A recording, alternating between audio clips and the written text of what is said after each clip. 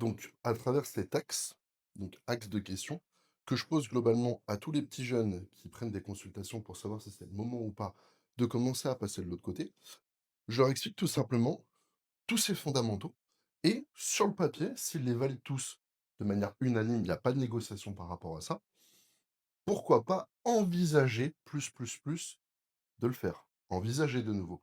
Rappelez-vous, c'est un choix qui peut vous hanter relativement longtemps, surtout si vous n'appliquez pas les fondamentaux de base. Attention, ce sont mes fondamentaux, mais j'estime qu'ils sont quand même relativement réfléchis par rapport à l'usage de certains petits jeunes. Alors, relativement simple. Avant toute chose, il faut savoir que j'aurais pu les classer un peu différemment, mais je voulais vraiment reprendre les bases.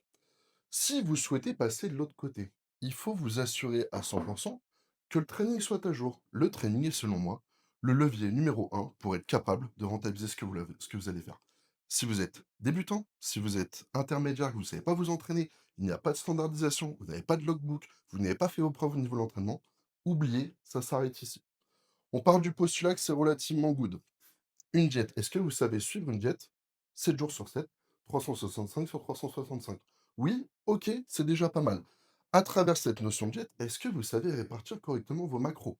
Oui, OK, on est good. Est-ce que vous savez repérer les moments justement où il faut faire une prise de masse, une cut, une mini cut, une phase de maintenance, une recomposition?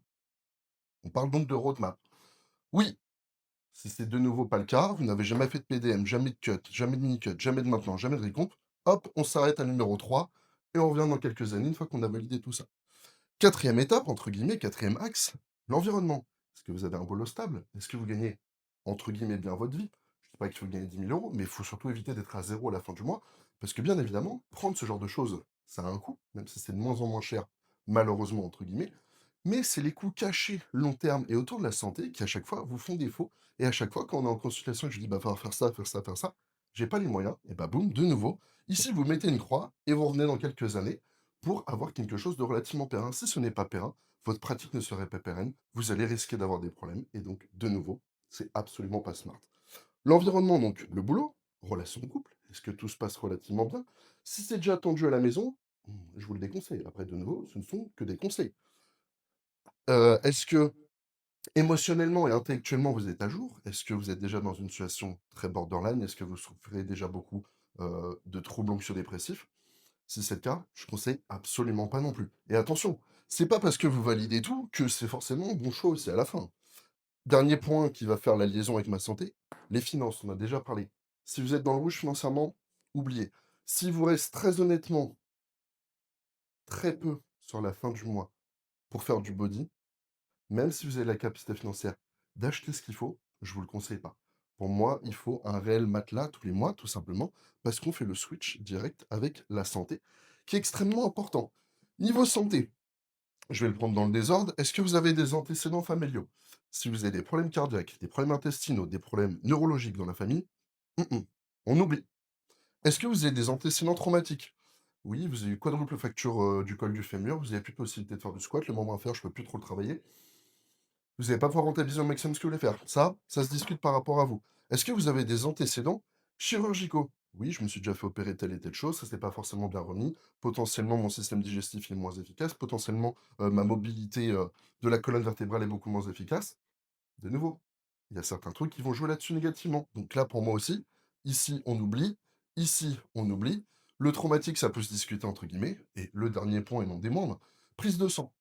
Est-ce que vous êtes capable de faire des prises de sang le plus souvent possible? On me dit souvent, c'est quoi le plus souvent possible?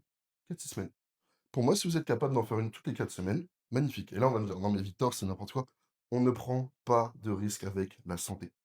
On en prend déjà en voulant se mettre là-dedans. On limite au maximum. Vous pouvez? Top. Après, bien évidemment, il y en a qui vont dire, mais non, on fait une fois par an, 2 fois par an. Ça s'explique dans un contexte précis. Pour moi, si vous commencez, il nous faut un maximum de data et pour moi, c'est non négociable. Prise de sang, faut savoir qu'il y a 2 types, de biais.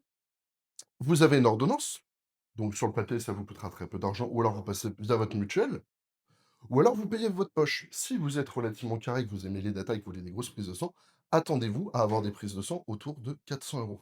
À savoir que du coup, là, vous allez me dire: «Ah oui, ça commence à faire beaucoup», oui. Et rappelez-vous, le côté financier. Si à un moment ici, ça part en freestyle, il y a des données qui sont pas bonnes.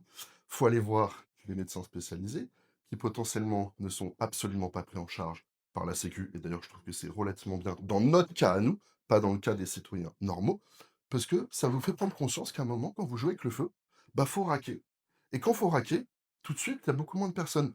Donc pour anticiper ce genre de problème, on valide absolument tout ça. S'il y en a un qui pêche relativement, on oublie, on passe à autre chose et potentiellement on se dit: «C'est pas fait pour soi».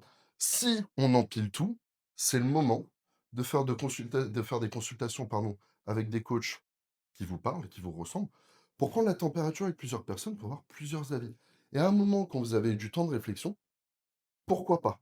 Mais attention, il y a pas de retour en arrière et des fois le retour en arrière, il fait relativement mal.